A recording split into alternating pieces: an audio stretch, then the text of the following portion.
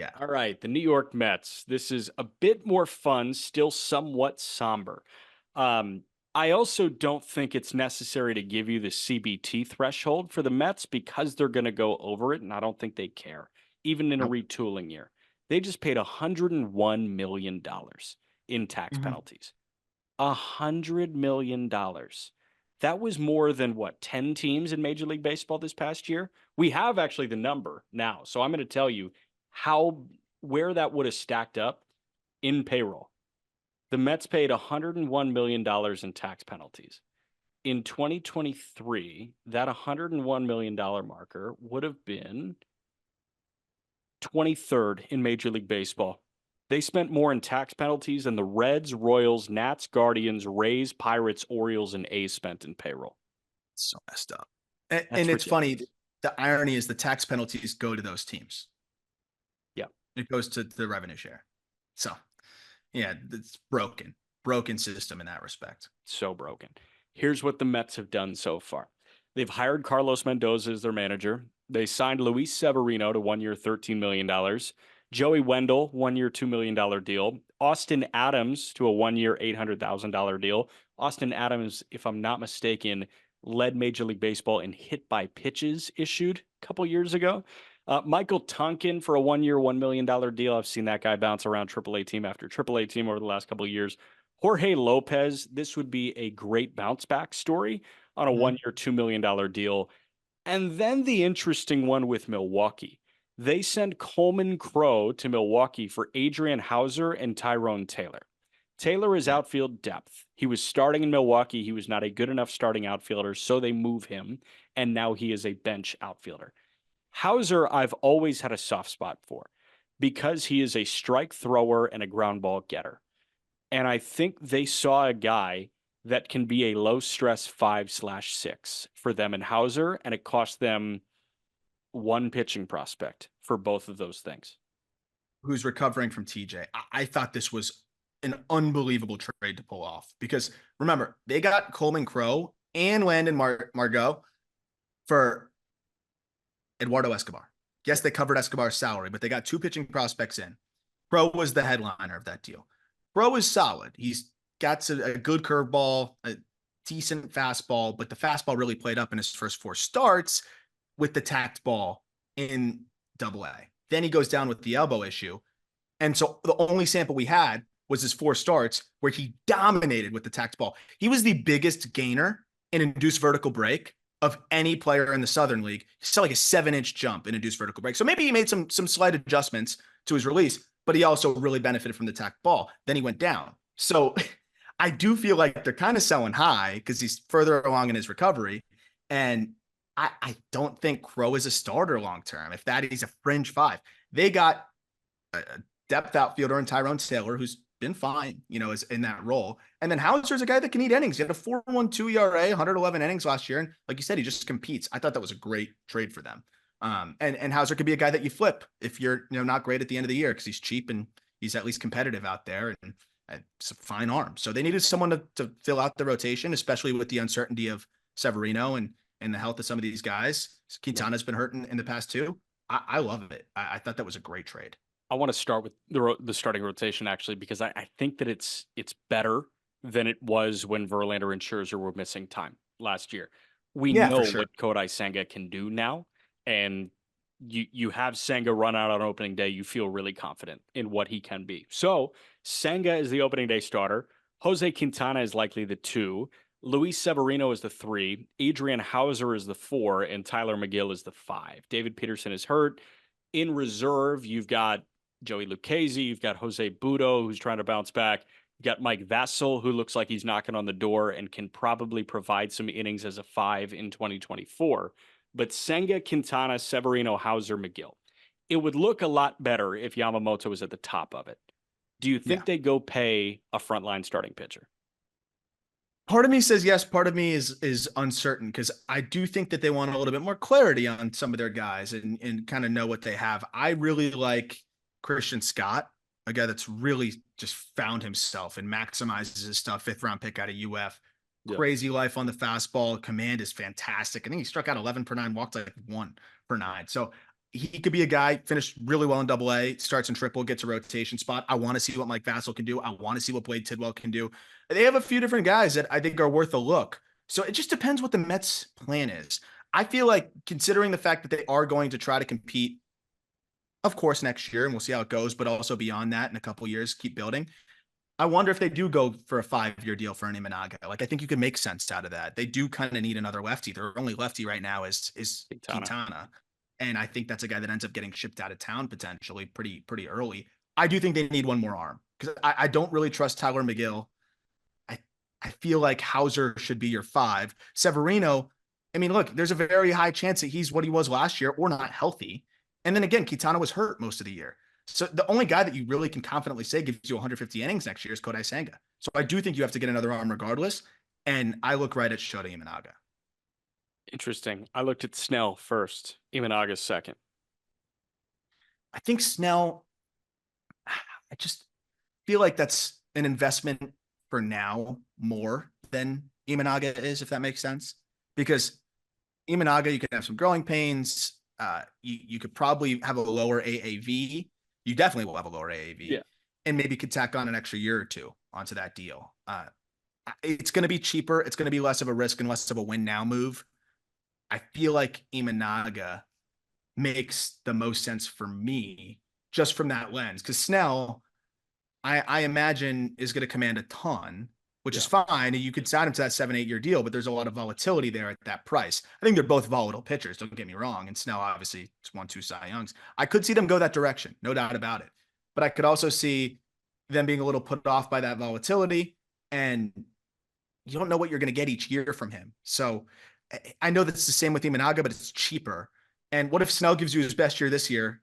You're not competing, and then he's not as good the year after that. He's a weird one for me that I wonder in their position if they get behind that kind of move. Yeah, I think that major market teams have the burden of name recognition on them. And I do think that the Mets will certainly have to look at name recognition when they go pay 9 figures for a guy.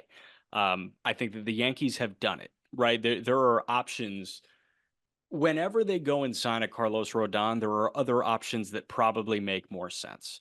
When the Mets go and sign a Justin Verlander or a Max Scherzer, there are other options that are less recognizable, but are better over 4 5-year deals. Like Verlander, they were not going to give a 40-year-old Justin Verlander a 5-year deal. There were other pitchers on the market that they could have given a 5-year deal to.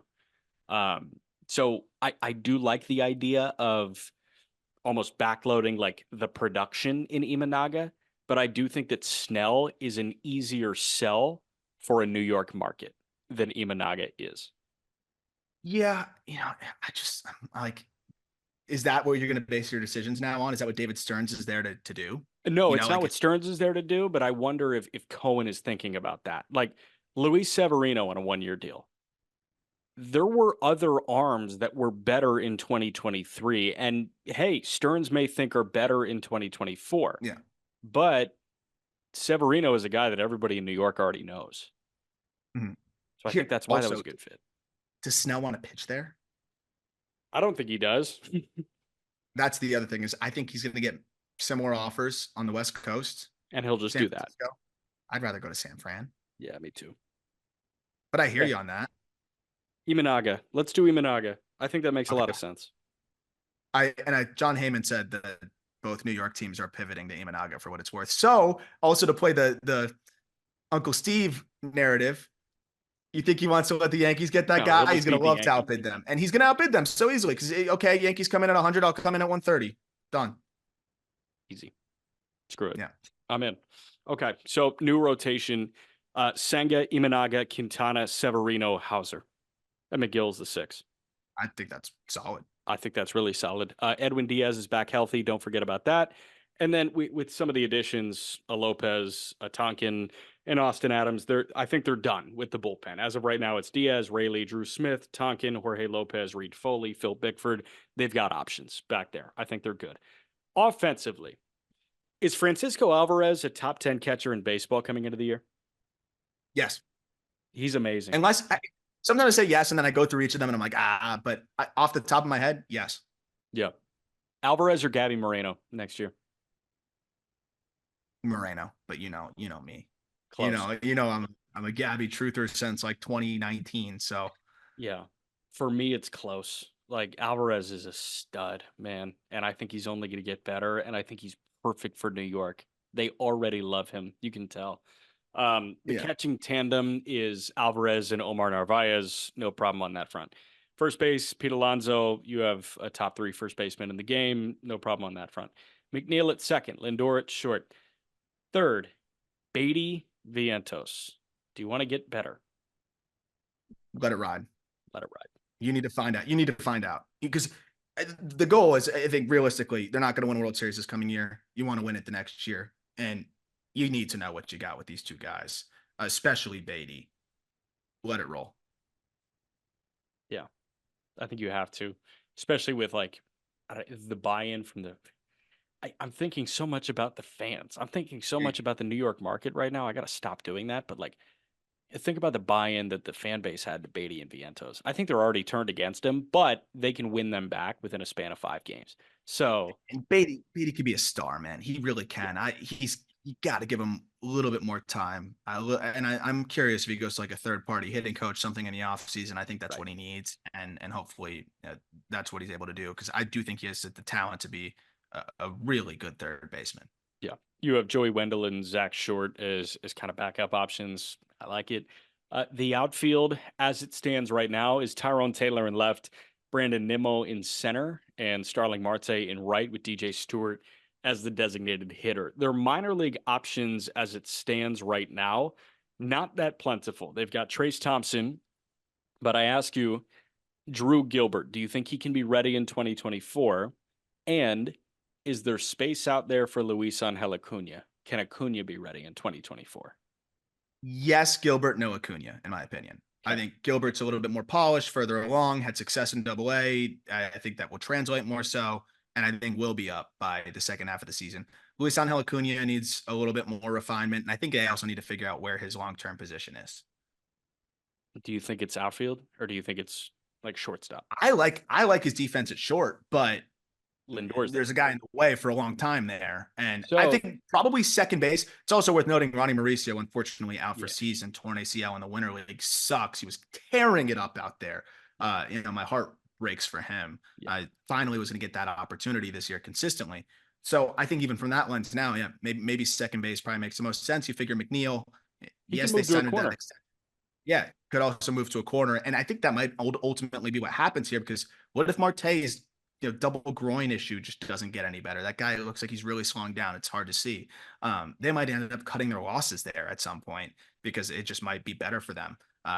DJ Stewart, like maybe he doesn't stand on his head in the Yeah. DH role going into next year. So do you add a free agent? I don't think so. I think you kind of see it through with your guys, right? Yeah, I think you limit spending in 2024. I think you try and get that luxury tax penalty to about 50 million instead of an $100 million number. Yeah, man. Like I think you already just spent $100 million on Shota Imanaga. You're good. Do you want to sign like Do you upgrade the DH? Do you I don't do you go think for a so. Hoskins or I think you look for another utility guy because as of right now, Zach Short is making your big league roster. I'd feel yeah, better if there was another bench bat, but that's a very cheap guy. Like I don't I don't want to say like Eduardo Escobar because he was there and he stunk. But Urshela?